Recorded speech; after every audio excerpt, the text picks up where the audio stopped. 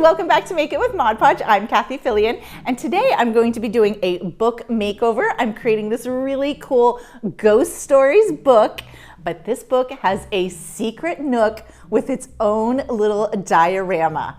All right, this is really easy to do. I know you don't believe me, but it is, so let's spook on into this craft. First, we're going to carve our nook into the book. Now, it's important that you use a thicker book and make sure that this is not a first edition. This was a book that was being donated, so I am repurposing it.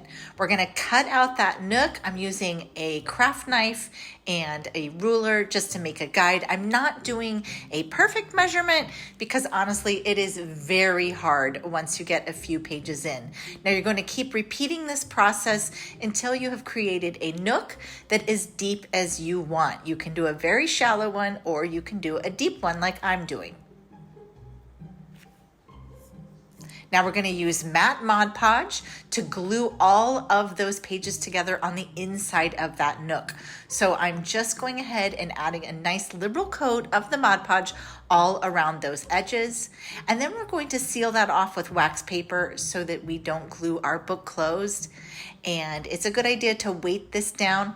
I let this dry for about an hour and you can see it is all good to go. Now we're going to go ahead and seal the edges of the book. So you want to wrap that wrapping paper around the front cover. And then we're going to be using that same matte Mod Podge to glue and seal the side edges of the book. So that's all the pages together, and that's going to create a really great little nook there. Some people call these book safes or book nooks. Now we're going to let that dry again, but we're going to remove those clips so we have a nice flat surface and add some weight. Now it's completely dry. This is about 2 hours later and we are ready to decorate the inside. I'm going to use this cute spiderweb scrapbook paper. I've just cut it down to size, and honestly you just have to sort of use your scissors and your pencil to get the right size. Go ahead and layer some paper in the back. You could use wrapping paper, scrapbook paper, whatever you have. You can even paint the background. Once the paper's down, I'm just top coating with a little bit more Mod Podge, and then you are ready to decorate. So I found these picks. These are normally for wreath making, but I just love the ghost and the bat. So I'm gluing those in. And you can add all sorts of things. I'm using moss and little tiny embellishments for Halloween fairy gardens, like these pumpkins and these little cemetery pieces. But you can do it however you want. And for that background, I'm going to layer up some more little tiny collage pieces. So I found these really cute stickers, and I'm just going to add some little words to the background, but really you can just decorate this however you want. Look how cute that inside turns out. Now let's do the outside of the book. So I'm gluing down some 3D embellishments. I'm using wood letters and some other embellishments. And here's a fun tip.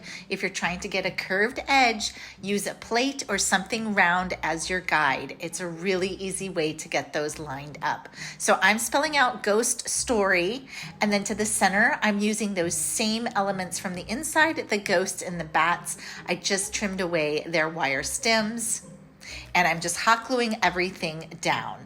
Now I'm going to use some more wax paper to protect my pages, and I'm crinkling up some tan napkins. You could use tissue paper here, whatever you have on hand. Now I'm top coating the whole thing with a whole bunch of matte Mod Podge. So you want to get it really into all those nooks and crannies. Then you're just going to place your napkin right on top and then use your brush to push it in and get all of those designs popping out. Now, once it's dry a little bit, I'm trimming away the excess. And for that side, you can add more embellishments here, and you're going to cover that up with the napkin again too. And all of this is going to get painted over.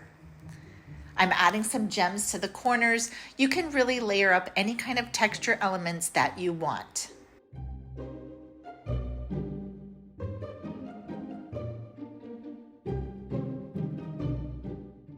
All right, for the painting, I'm base coating with some Folk Art Home Decor chalk. I'm just doing a dry brush over the entire book, all of my different design elements, and then I'm going to highlight with white and gold. For both the white and gold, I tapped off most of the paint, and I'm using a spouncer or a sponge paintbrush. Look at how it really makes those letters pop. And now I'm gonna add a little bit of gold to the entire design, and I just love how this turned out.